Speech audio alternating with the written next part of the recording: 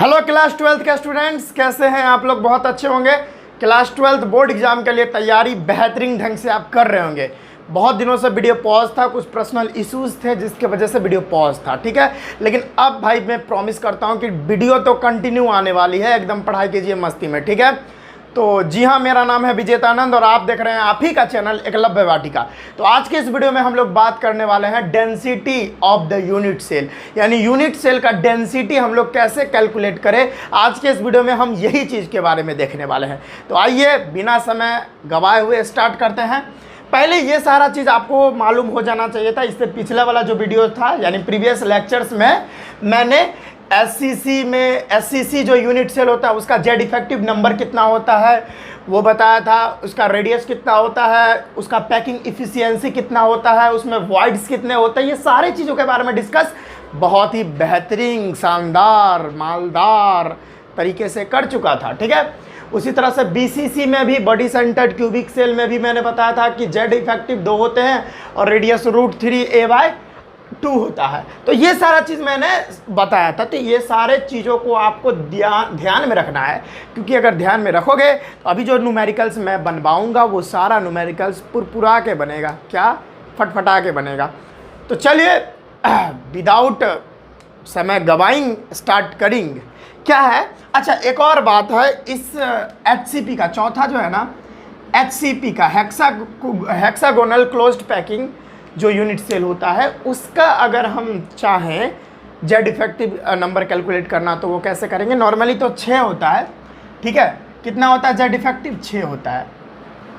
अब बता भी देता हूँ भाई साहब, चलो पहले ये डेंसिटी ऑफ यूनिट सेल पढ़ने से पहले हम आपको बता देते हैं कि HCP का जेड इफेक्टिव नंबर कितना होता है। अब बता तो दिया 6 होता है जेड इफेक्टिव नंबर, लेकिन कैसे 6 होता है वो देख लेते हैं। तो उसके पहले हमको स्ट्रक्चर बनाना पड़ेगा ना, स्ट्रक्चर। तो देखो भाई साहब, ये ऐसे ऐसे ऐसे ऐसे गड़बड़ बन गया। बढ़िया से बनाइए सर। ये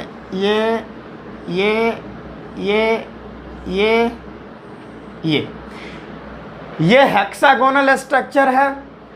अब देखिए हेक्सागोनल स्ट्रक्चर है। अब हम यूनिट सेल भाई बनाना, हेक्सागोनल क्लोज्ड पैकिंग यानी हेक्सागोनल यूनिट सेल हम लोग बनाने वाले हैं। यानी क्लोज्ड पैकिंग में जो यूनिट सेल होता है तो एक पार्ट के लिए ये कॉर्नर पे रखा रहेगा, एक पार्ट के लिए ये कॉर्नर पे रखा रहेगा, एक पार्ट के लिए यहाँ रखा रहेगा, एक यहाँ रखा रहेगा, एक यहाँ और एक यहाँ, ठीक है।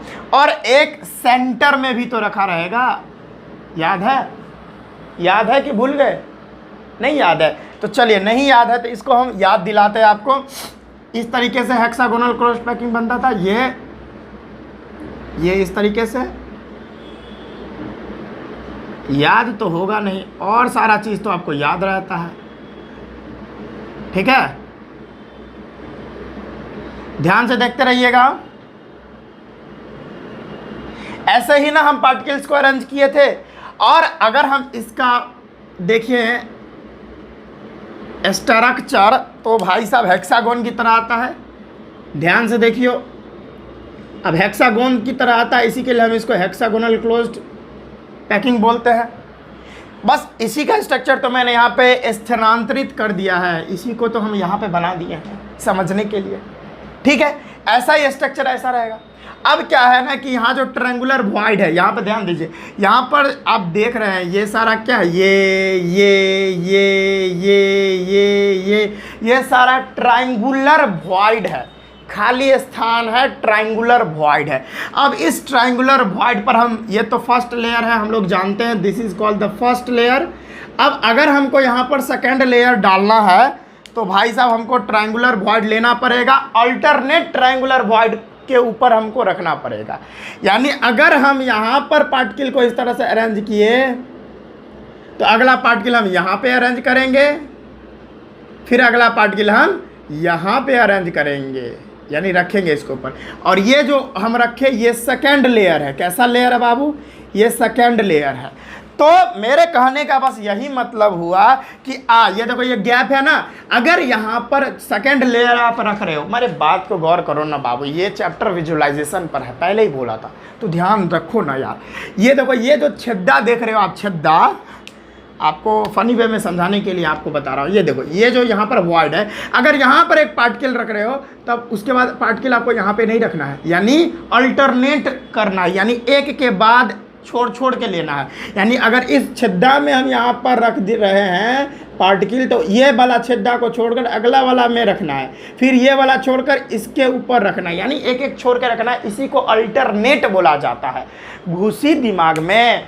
तो यहाँ पर ये सेकेंड लेयर हम इस तरह से रखते हैं हेक्सागोनल क्लोज पैकिंग में, ठीक है। तो ये बात तो समझ में आया भाई, हम पूरा पैकिंग ही समझाने लगे, तो मैं समझा चुका हूँ।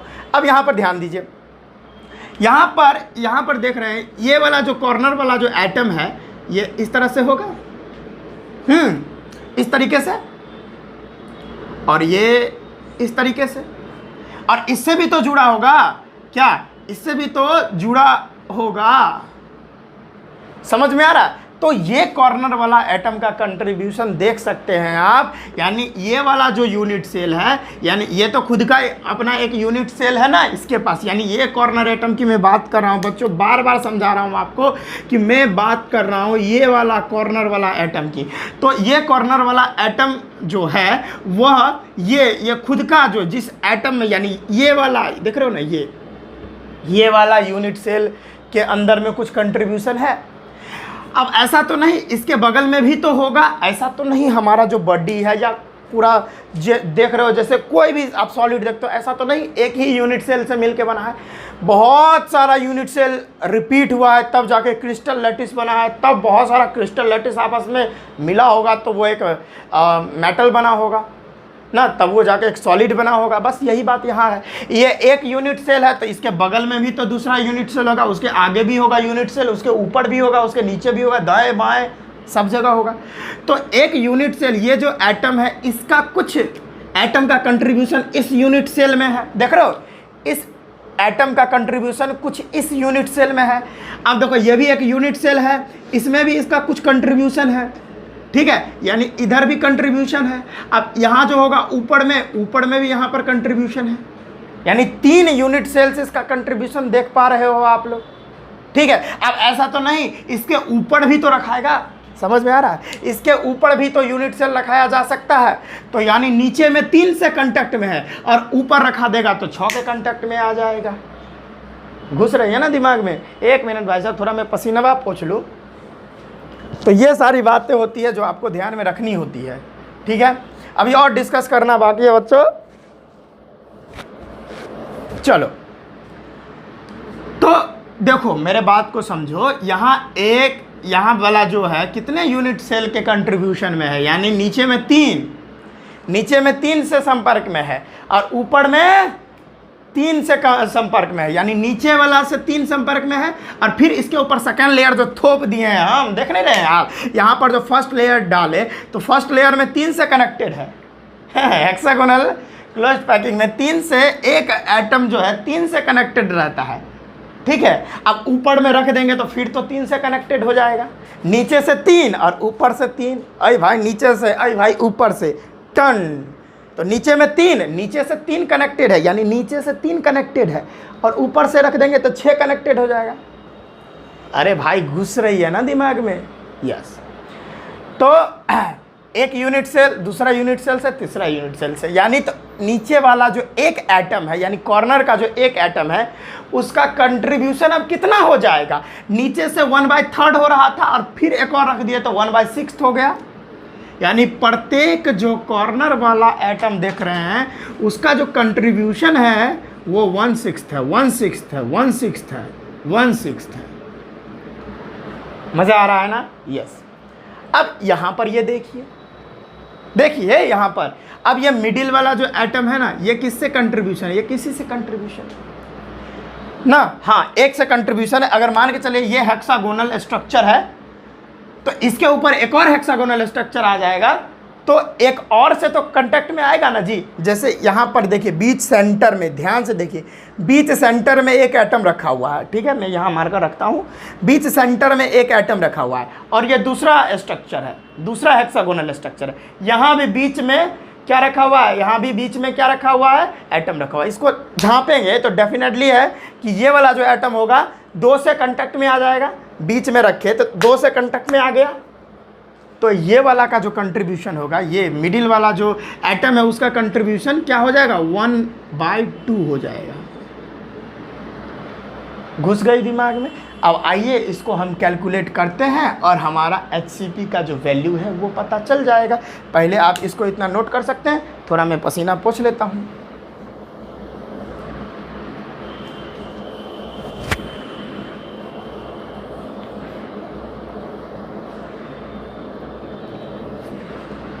ठीक है बच्चों, इसको नोट डाउन किए। चलिए अब ध्यान से देखते रहिए। ये देखिए, ये मैंने मिडिल वाला पार्टिकल बनाया, इसी को हम और अच्छे ढंग से बना रहे हैं। 2 3, ये रहा चौथा, ये रहा 5वां और ये रहा 6ठा। ठीक है, एक यहाँ समझ में आया, और फिर एक इस तरीके से टन टना टन टन टना टना ना ना ना ना ना, इस तरीके से। फिर अब ये वाला स्ट्रक्चर रिपीट होगा। यहाँ मिडिल, ये 1, ये 2, ये रहा 3, ये रहा 4, ये 5 और ये 6। ठीक है, अब यही स्ट्रक्चर को हम इस तरह से बना दिए हैं। ये वाला जो लेयर है इसको ए बी टाइप होता है, ये समझ में आया। चलिए अब आपको ध्यान में रखना है कि यहाँ वाला जो है, यानी एक कॉर्नर एटम यहाँ पर देख रहे हो कितना से कनेक्टेड है। अब ये बताओ मेरे को भाई, यहाँ पे देखो क्या करते हैं, यहाँ पर हेक्सागोन बन रहा है कि नहीं बन रहा है, तो बना दो भाई, बन रहा है तो। अच्छा, एक और यहाँ पे एटम होना चाहिए था भाई, मिस्टेक कर दिया मैं, एक और हेक्सागोन होना चाहिए था, यानी एक और एटम होना चाहिए था। 2 3 4 5 और ये रहा 6। ठीक है, तो इस तरह से यहाँ पर हेक्सागोन बन जाएगा। ध्यान से देखते रहिए, टन टन टन टन टन, ये हेक्सागोन, यहाँ भी हेक्सागोन।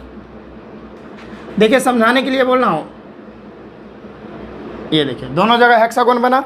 अब यहाँ पर देखिए, यहाँ से स्ट्रक्चर को मिलाओ तो इस तरह से स्ट्रक्चर मिलता है। ठीक है, इस तरीके से अपना ये स्ट्रक्चर मिलता है, ये इससे और ये इससे सारे जो है जुड़ जाएंगे। और आप यहाँ पर देख रहे हो, ये वाला जो बीच में वाला जो लेयर है ना, ये ढक जाएगा। ये बीच वाला जो लेयर है ये पूरी तरह से कंप्लीटली ढक जाएगा। ये किसी भी एटम से पार्टिसिपेट नहीं करता है, क्योंकि ये तो बीच में ही है। यानी एक लेयर यहाँ, एक लेयर यहाँ, बीच वाला जो लेयर है वो किसी के कांटेक्ट में नहीं आता है, तो इसका कंट्रीब्यूशन बिल्कुल भी नहीं होगा। यानी ये वाला जो बीच वाला जो है ना, इसका कंट्रीब्यूशन बिल्कुल भी नहीं होगा। तो अगर हम बात करें इसका पूरा कंट्रीब्यूशन पता करना चाहते हैं, तो आइए हम निकाल लेते हैं। यानी ये पहले वाले लेयर का कंट्रीब्यूशन, फिर इसे ये वाले लेयर का कंट्रीब्यूशन, और फिर इसका कंट्रीब्यूशन, और तीनों का कंट्रीब्यूशन देखेंगे और मस्ती में पट सवर आंसर हम मार देंगे। इसका ये कितना है, यानी कॉर्नर वाले एटम है ना, ये देखिए इसमें हमको क्या क्या चीज़ देना है, क्या क्या, यही इसीलिए लिख देता हूँ, कंफ्यूज नहीं होगे। कॉर्नर वाले एटम हैं, कॉर्नर वाले एटम कितने हैं वो गिन लेते हैं। दूसरा सेंटर वाले एटम कितने हैं।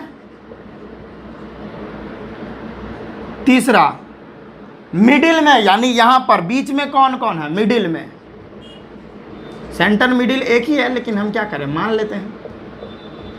तो कॉर्नर वाले एटम कितने हैं, 6 इधर हैं और 6 इधर है, 12 है टोटल, 12 हैं, 12। सेंटर वाले, यानी ये वाले सेंटर, इसको हम सेंटर मानते हैं। सेंटर वाले कितने हैं, 1 हैं, 2 है, 2 ही हैं सेंटर वाले, तो सेंटर वाले मैं 2 लिख देता हूँ। अब देखिए मिडिल में कौन है, ये देखिए यहाँ पर 3 है, मिडिल में क्या है, 3 है। ठीक है, अब देखिए कॉर्नर वाले का कंट्रीब्यूशन कितना होता है, 1/6 होता है। तो लिख देंगे, है कितना, टोटल है 12, टोटल है 12, इससे लिख लेता हूँ, टोटल है 12 और कंट्रीब्यूशन है 1/6 प्लस।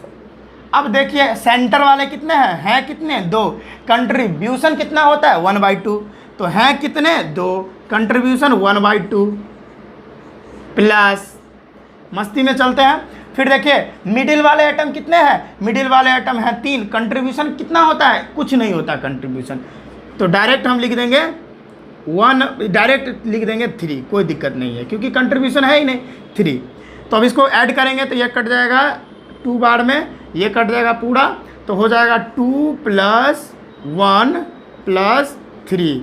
तो हमारा जो जेड इफेक्टिव नंबर आ जाएगा किसके लिए, तो हमारा ये जो HCP के लिए जो हमारा जेड इफेक्टिव नंबर आ जाता है वो आ जाता है 6। तो यहाँ से प्रूफ हो गया। अब ये जो मैंने डायग्राम बनाया, ये सारे डायग्राम बनाने का कोई मतलब नहीं है, बस हम समझाने के लिए आपको बताए थे।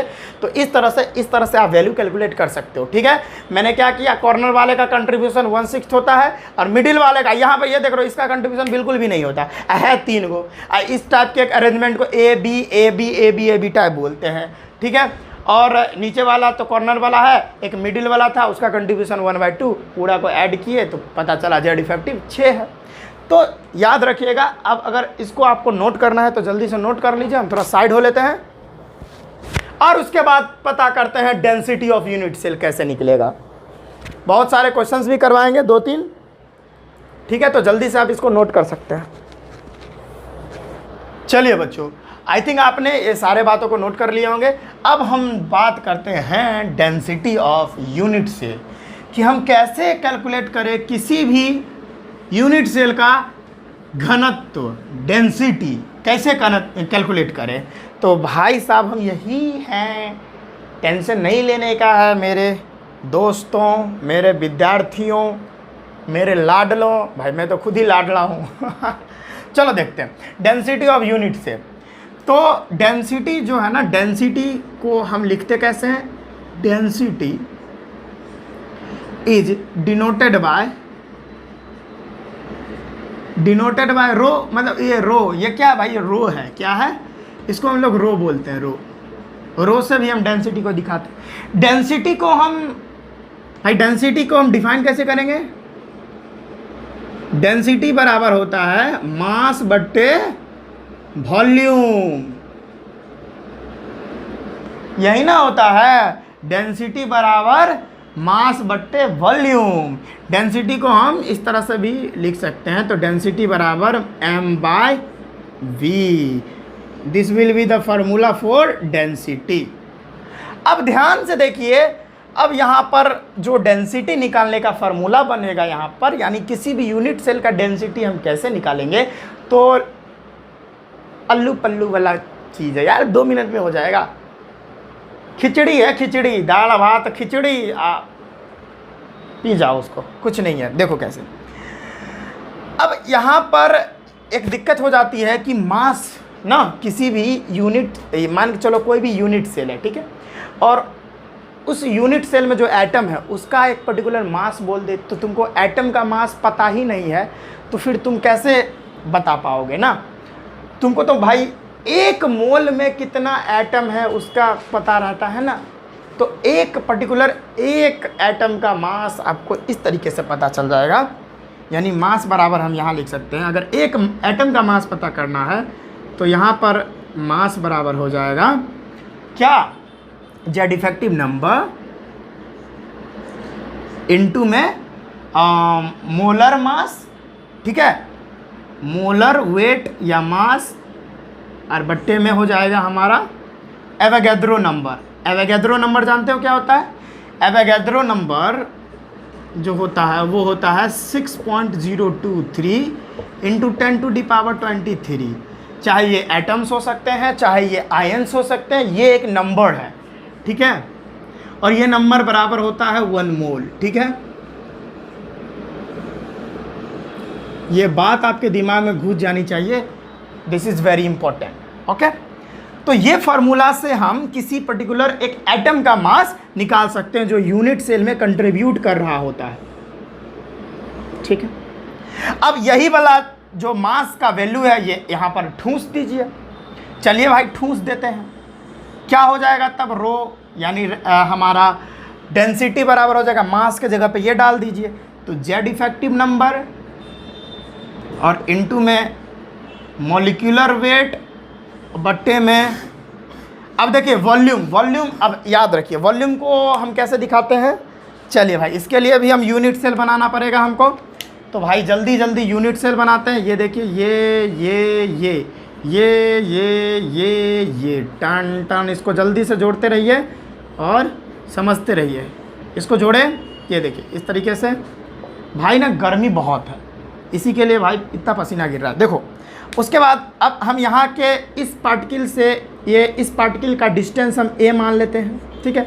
फिर इस पार्टिकल से इस पार्टिकल का डिस्टेंस भी हम a मान लेते हैं, और इस पार्टिकल से इस पार्टिकल का डिस्टेंस भी हम a ही मान लेते हैं। तो भाई हम लोग क्या जानते हैं कि किसी भी चीज़ का वॉल्यूम, पर्टिकुलरली अगर एक क्यूब का वॉल्यूम हम जानना चाहें तो length into breadth into height होता है। तो ये भी यूनिट सेल क्यूब के तरह ही है। तो उसका हम लोग अगर करना चाहे, उसका वॉल्यूम निकालना चाहे तो length into breadth into height. ये मान चलिए ये लेंथ है, ये विड्थ है और ये हाइट है। ये क्या है? हाइट है। तो h की वैल्यू a दे रखी है, l की वैल्यू भी a और w की भी वैल्यू a है। तो तीनों को गुना कर देंगे तो यहाँ पर a इंटू a क्या हो जाएगा? a क्यूब हो जाएगा, और इंटू में हमारे पास एवोगैड्रो नंबर है na लगा दीजिए। तो ये पर्टिकुलर फार्मूला होता है, इसको आप नोट डाउन कर लीजिए। इसी फार्मूला से आप डेंसिटी यूनिट सेल का निकाल सकते हैं, ठीक है। और बदले में ये सारा जो वैल्यूज़ आपको यहाँ पर ऊपर में लिखा हुआ है, ये सभी को ध्यान में रखिए और बहुत ही आसानी तरीके से ये सारा जो न्यूमेरिकल अभी मैं बताऊंगा वो सारा न्यूमेरिकल्स आप बना लोगे, ठीक है। कुछ बातें और हैं जो आपको मैं बता देता हूँ, उसको भी आप याद रखो। एक एंगस्ट्रॉम बराबर होता है 10⁻⁻10 मीटर, और इसी को हम सेंटीमीटर में करें तो 10⁻⁻8 सेंटीमीटर होता है, ठीक है। और यहीं पर 1 नैनोमीटर हम करें तो 10⁻⁹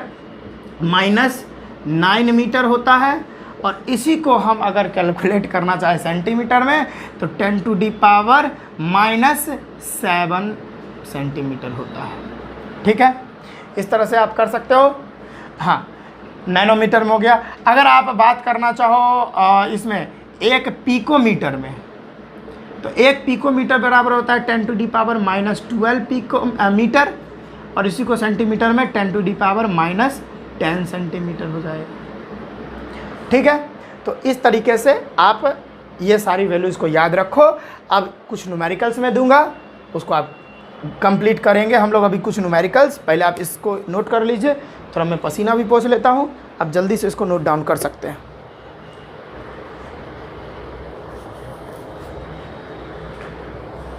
ठीक है स्टूडेंट्स, तो ये सारे चीज़ों को आप लिख लिए होंगे। अब हम आपको न्यूमेरिकल्स कुछ देते हैं। पहले तो एक न्यूमेरिकल्स मैं बनवाऊंगा, यानी मैं बता दूंगा कैसे बनता है, उसके बाद आप खुद ही ट्राई करोगे कैसे न्यूमेरिकल्स बनेगा। ये सारी वैल्यूज़ को आप याद रखिए। फिलहाल मैं अभी ये रहने देता हूँ ताकि आप बहुत आसानी से समझते रहो, ठीक है। यहाँ पर मैं पहला न्यूमेरिकल, भाई मार्कर कहाँ गया? यह रहा मार्कर। और पहला क्वेश्चन, हो भाई गिर क्यों गया? ये पहला क्वेश्चन आपके सामने मैं दे रहा हूँ, देखिएगा क्या है पहला क्वेश्चन, ध्यान से पढ़िएगा। A FCC have edge length 400 picometer. कितना पिकोमीटर दे रखा है? 400 picometer. And atomic wait,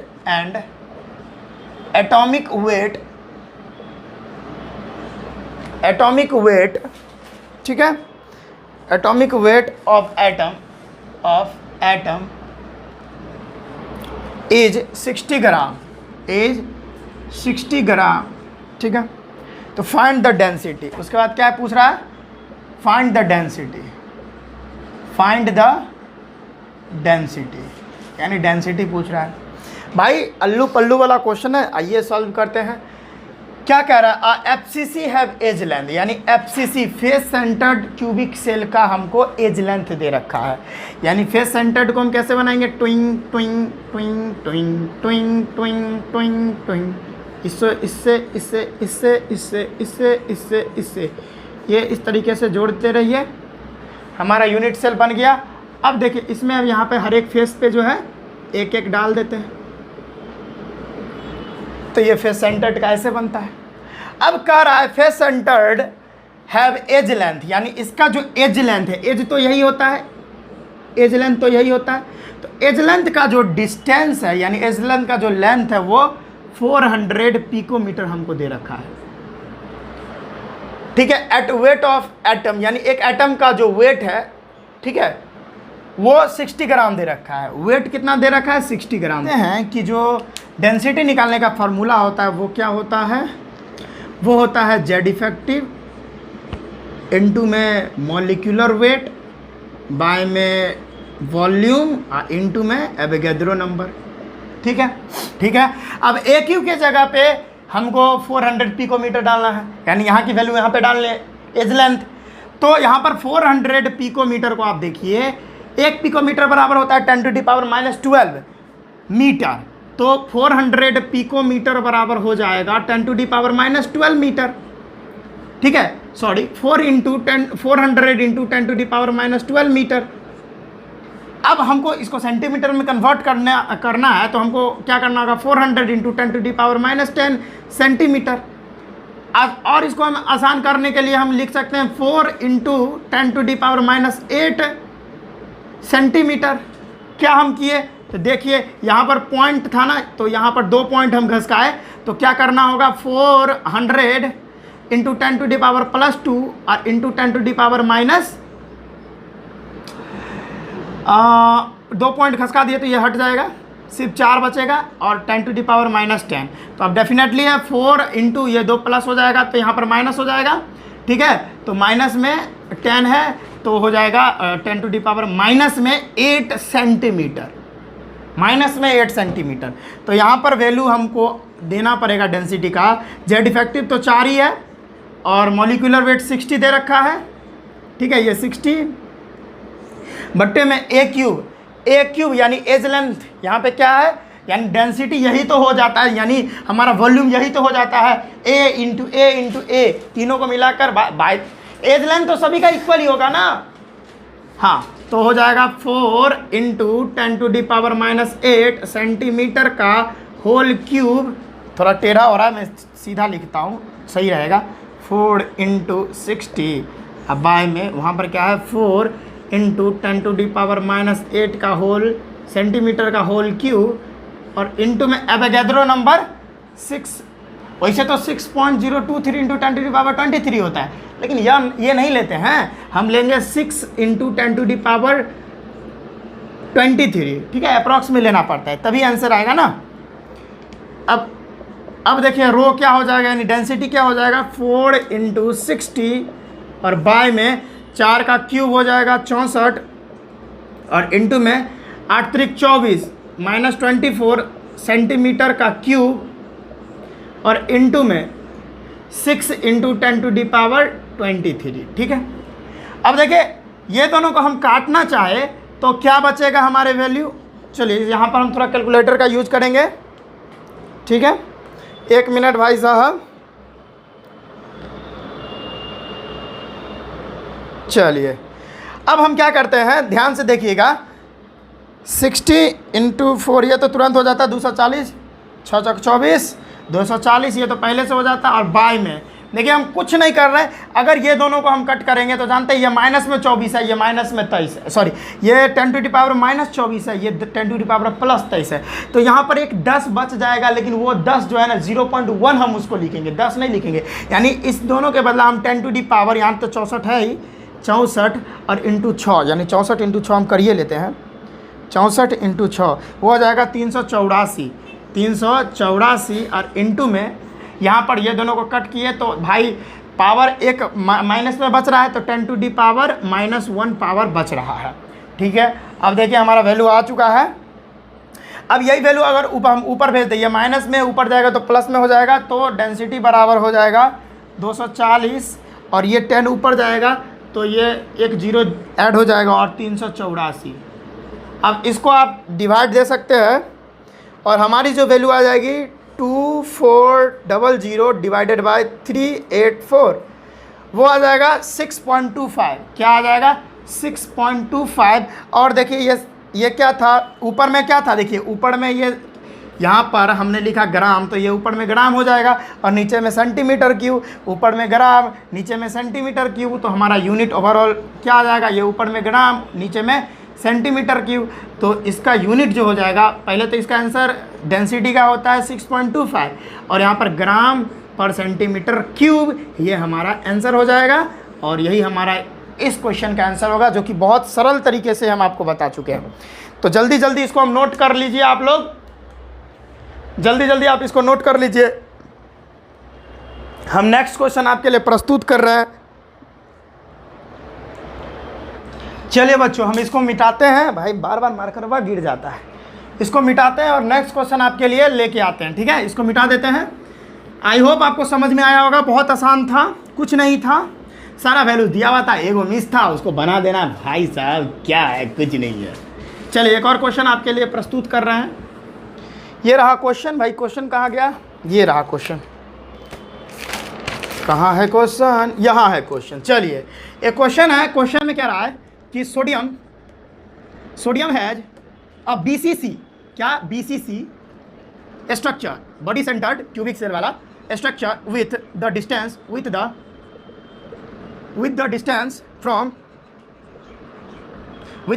from its closest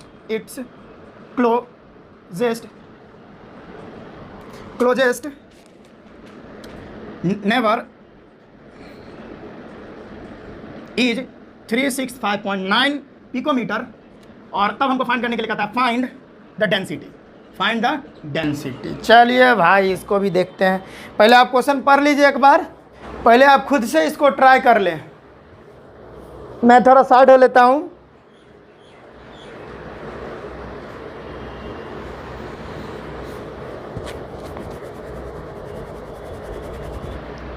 चलिए बच्चों, अगला क्वेश्चन मैंने दिया, आपने शायद किया होगा। अगर कर लिए हैं तो आंसर अब मिलाइए। क्या है कि sodium has a BCC structure, body centre है। सोडियम में जो है बॉडी सेंटर स्ट्रक्चर है, बॉडी सेंटर्ड यूनिट सेल है with the distance from its closest neighbour. आप देखिए यही चीज़ नहीं समझ में आ रहा होगा आपको। क्लोजेस्ट नेबर यानी distance from the closest neighbour का मतलब होता है डायमीटर। याद रखिएगा, लिख लीजिए। Distance from its closest neighbour equal to diameter. क्यों भाई डायमीटर? तो देखिए मैं बता रहा हूं। ये देखिए यूनिट सेल में बनाता हूं।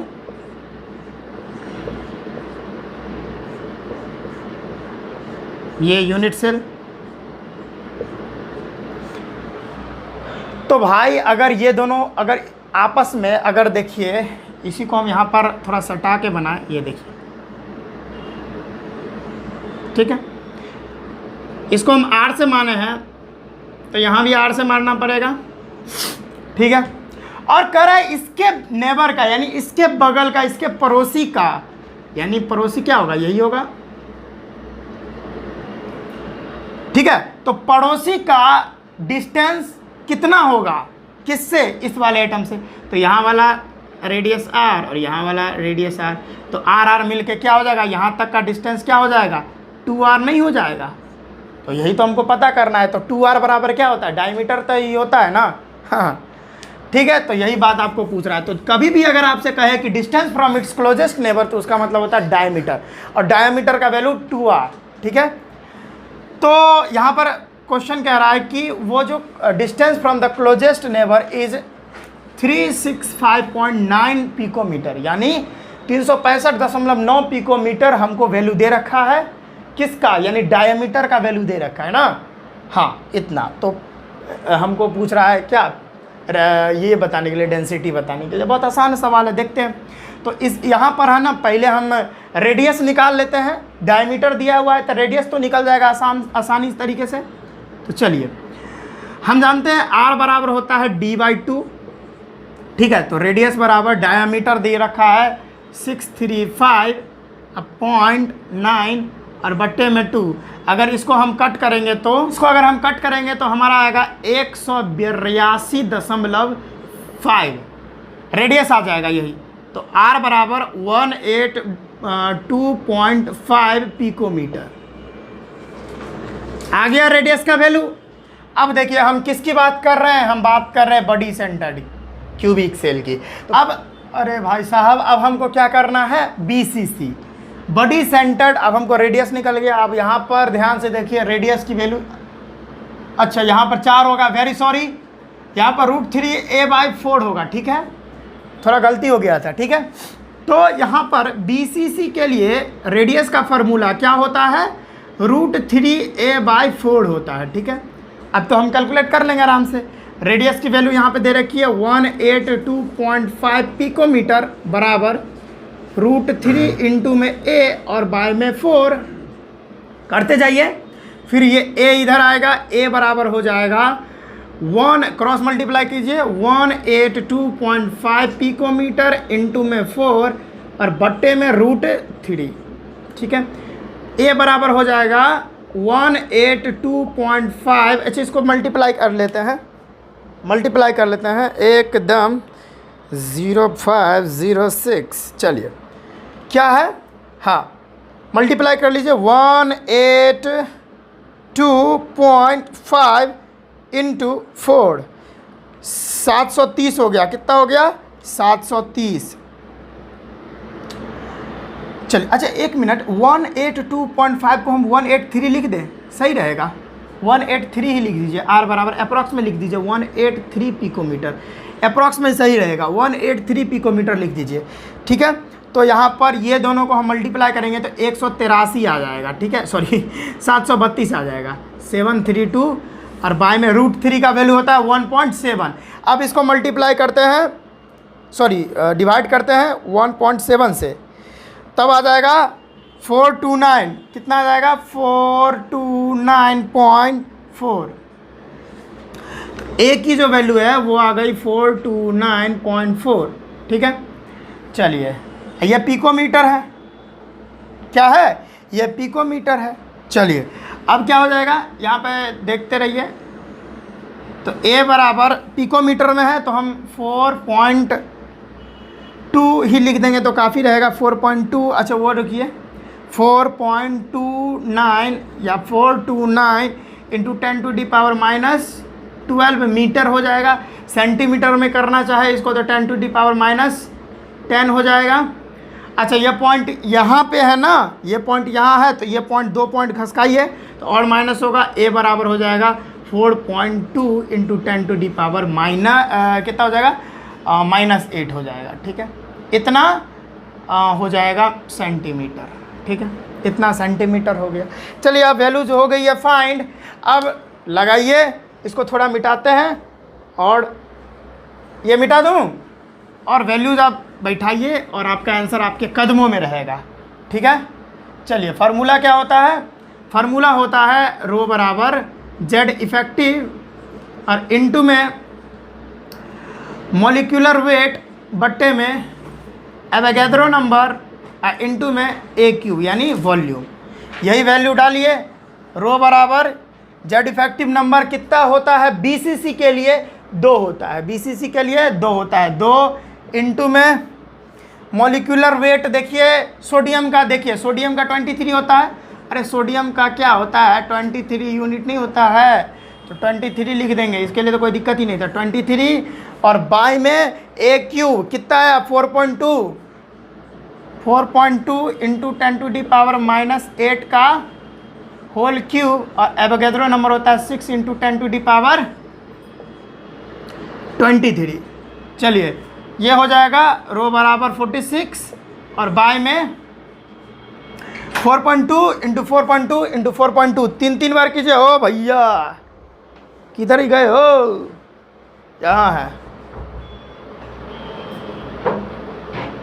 क्या है 0506। चलिए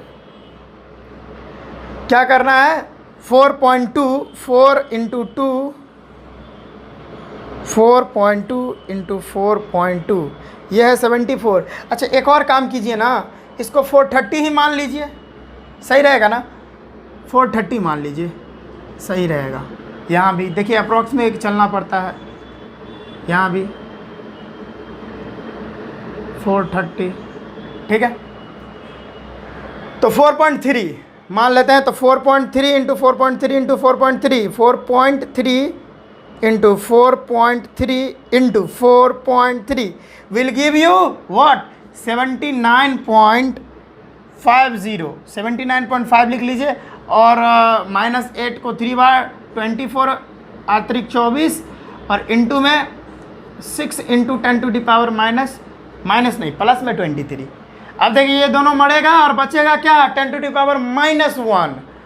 रो बराबर हो जाएगा 46 बाई 79.5 इंटू में 6, चलिए 79.5 इंटू में 6 477 दे रहा है। कितना दे रहा है?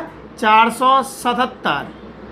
और इंटू में क्या बचेगा? 10 टू दी पावर -1। क्यों? ये 24 था माइनस में, ये प्लस में था, तो माइनस में 1 तो बचेगा। अब ये ऊपर चला जाएगा माइनस में 1, तो 460 ये ऊपर चला गया तो प्लस में हो गया, और बाय 477।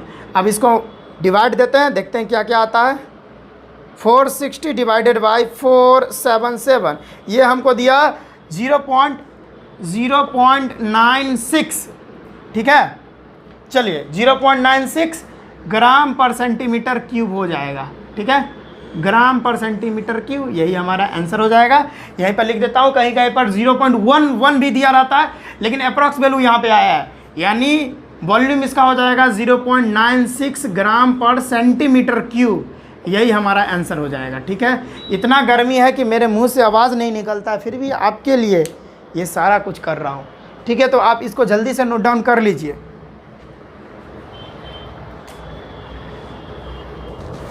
चलिए बच्चों, इसको आप नोट कर लिए होंगे, तो एक और क्वेश्चन आपको दे रहे हैं, बहुत आसान है, हलवा है, मज़ा आ रहा होगा, बहुत आसान क्वेश्चन है। चलिए एक और क्वेश्चन दे रहा हूँ जो आपको बनाने हैं, बहुत आसान है। क्या है क्वेश्चन भाई? दीजिए ना सर। चलिए क्वेश्चन, ये रहा क्वेश्चन, ये रहा, ये तो हो गया, ये रहा क्वेश्चन। यस, क्या है क्वेश्चन सर? ये है question. Xenon has FCC type of crystal,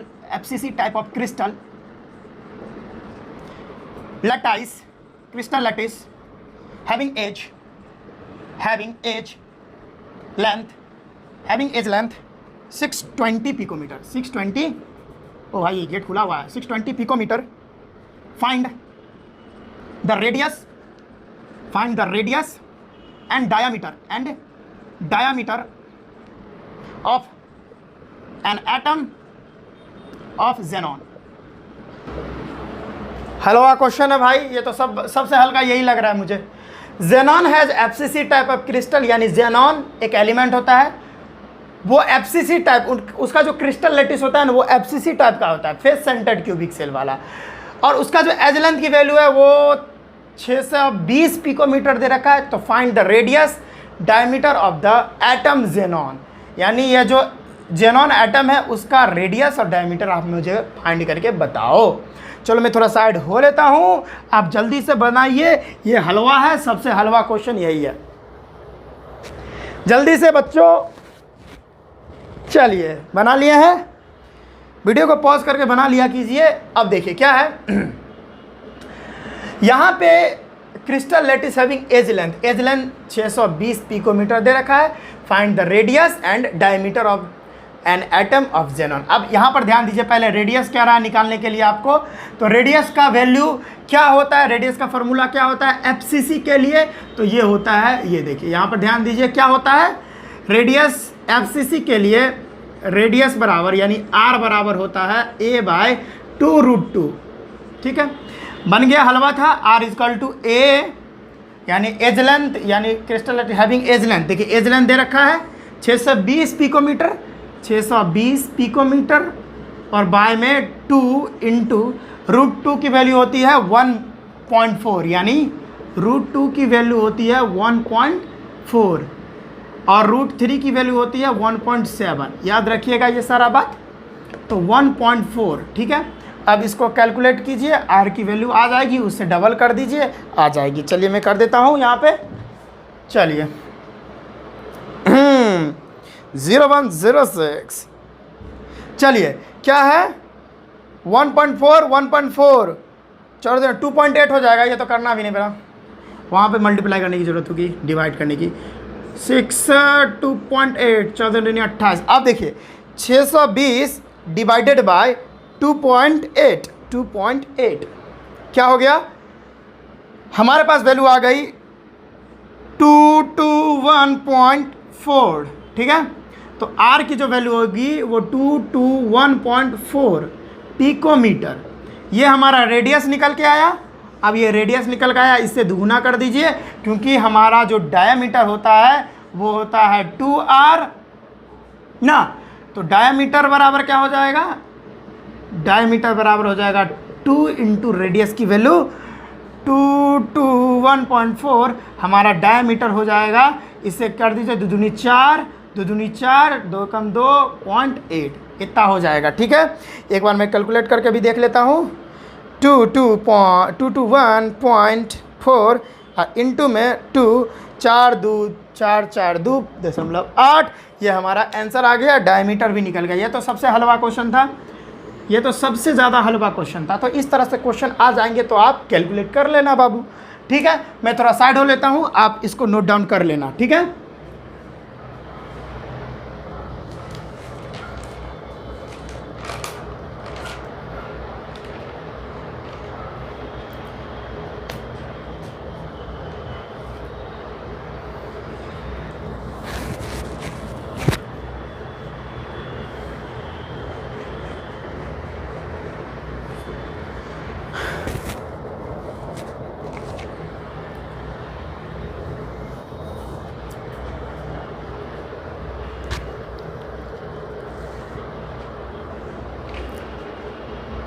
ठीक है बच्चों, तो आज के इस वीडियो में बस इतना ही रखते हैं। आई थिंक आपने पीछे जो भी मैंने पढ़ाया वो सारा नोट कर लिए होंगे, ठीक है। इससे पहले जितना भी लेक्चर्स हो चुका है वो सारे लेक्चर्स का नोट्स आपको डिस्क्रिप्शन में देखने को मिल जाएगा, नहीं तो आई बटन पर जाइए, प्लेलिस्ट बना हुआ है, वहाँ पर लेक्चर 1 से वीडियोज़ आपको देखने को मिल जाएंगे, ठीक है बच्चों।